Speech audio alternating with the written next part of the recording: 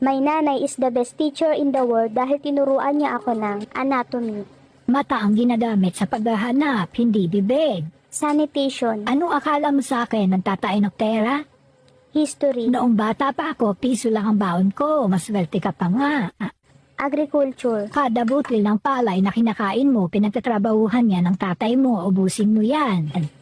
generosity, Ibigay mo yan sa kapatid mo, kung hindi malilintikan ka sa akin. independence, Kung ayaw mo na sumunod, bahala ka na sa buhay mo. astronomy, Para kang buwan kung maglakad, bilisan mo nga.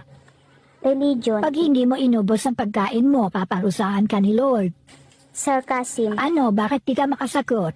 at pag sumagot ka At naman, natuto ka ng sumagot ha? maglakwat sa Papunta ka pa lang, pabalik na ako. electronics, You're grounded, hindi ka aalis ng bahay. self-esteem, Ayan, diyan ka magaling. logic, Pag di